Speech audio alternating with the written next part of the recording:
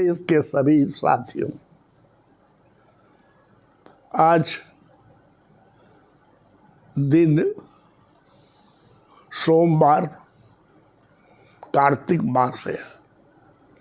सोमवार भगवान शिव का दिवस है। 2 दिन के बाद कल या परसों धनतेरस है। धनतेरस के दिन सनातन धर्म में प्रथा है कुछ बर्तन खरीदने के, कुछ सोना चांदी खरीदने के, कुछ घर का सामान खरीदा जाता है। मतलब कि निवेश करिए, इन्वेस्टमेंट करिए। 2 दिन के बाद दिवाली है, लक्ष्मी का दिन है, इसलिए कुछ बचत करने की आदत को शुरू करिए आज से। दिवाली के बाद तुरंत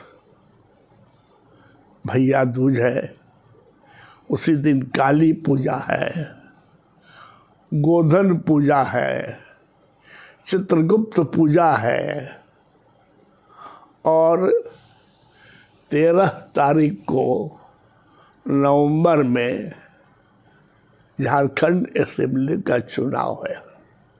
संयोग है कि वो भी कार्तिक पक्ष है, शुक्ल मास है, शुक्ल पक्ष है और उस दिन प्रदोष व्रत है।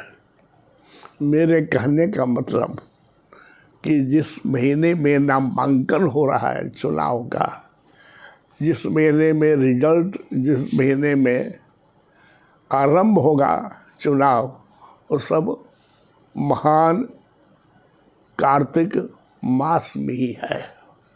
कार्तिक मास सनातन धर्म में बहुत पवित्र मास में, कहीं कहीं गांव में या विशुद्ध सनातनी परिवार में लहसुन प्याज भी नहीं खाया जाता है।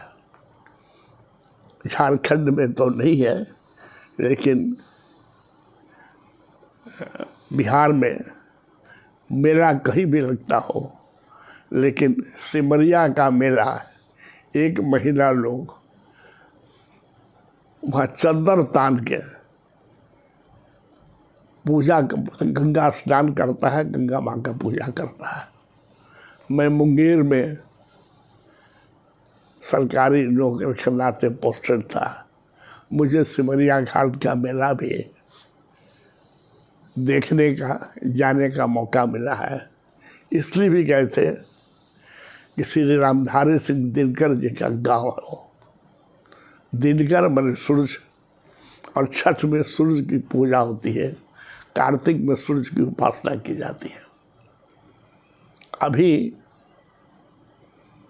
भैया दूज, गोवर्धन, गोधन जिसको बोलते हैं, जहाँ जो उस दिन गोजा पिठा बनता है और देखते हैं कि गाय के गोबर में वो कुछ बनाया जाता है, उसमें बजरी डाला जाता है और रेंगनी का काठ, और बहन भाई को खिलाती है उसके उज्जवल भविष्य दीर्घायु होने के लिए भगवान से आशीर्वाद मांगती है।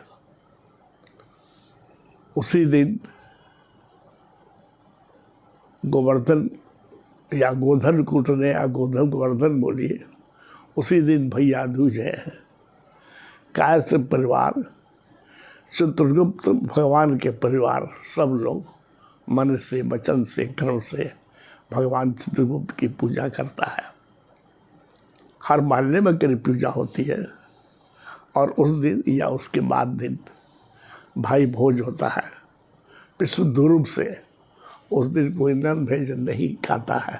हालांकि कायस्थ समाज में भोज हो और नन भेज नहीं खिलाया जाए, इसकी मान्यता नहीं है, लेकिन शुद्ध रूप से कायस्थ समाज सनातनी है।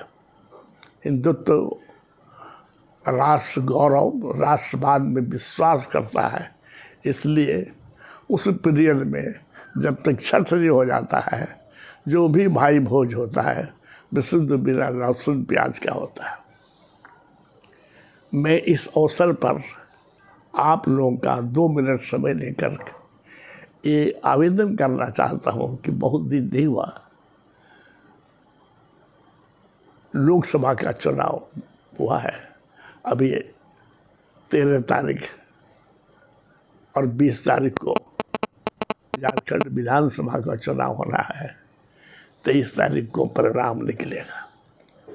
मैं सभी साथियों से, समाज के हर अंग के भाइयों बहनों से निवेदन करना चाहता हूँ कि अगर आपका नाम सूची में नहीं हो, आपके परिवार के किसी सदस्य का उम्र 18 वर्ष से ज़्यादा हो, तो उसका नाम दर्ज करवा लीजिए और अपने मत का अवश्य प्रयोग करिए।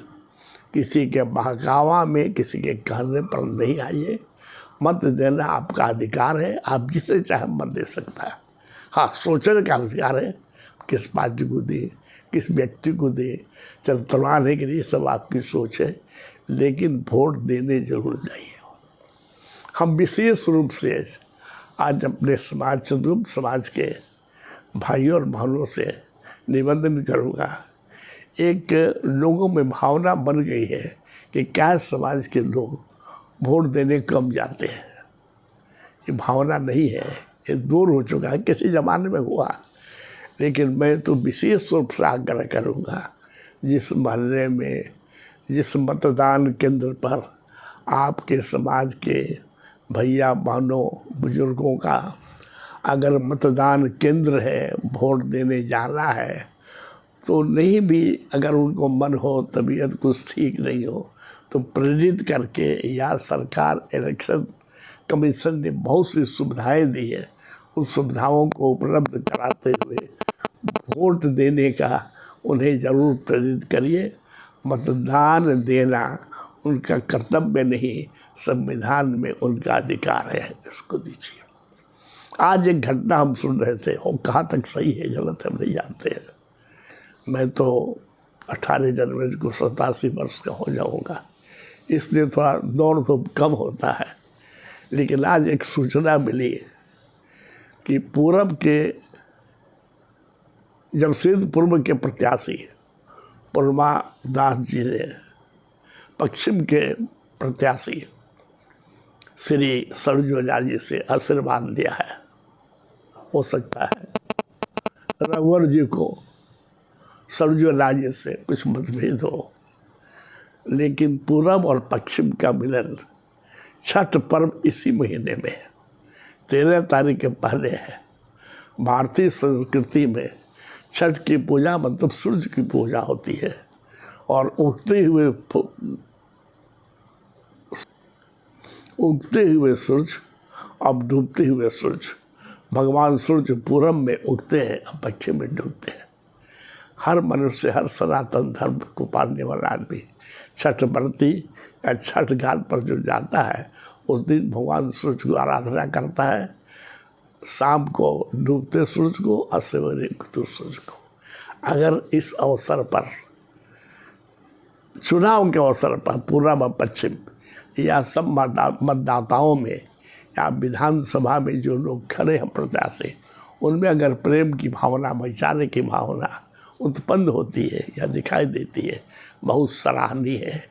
यही मेरा सनातन धर्म है, यही राष्ट्र धर्म है, यही राष्ट्रीयता है, ये हमारी धरोहर है, यही हमारी संस्कृति है, ये हमारा संस्कार है।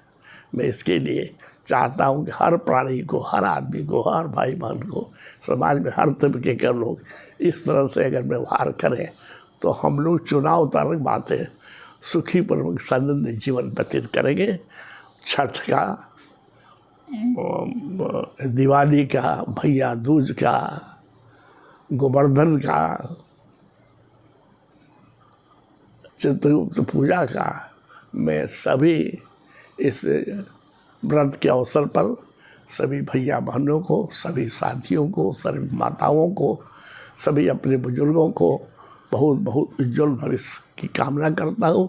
स्वस्थ, व्यस्त और दीर्घायु जीवन रहे, भगवान की कृपा उन पर बनी रहे।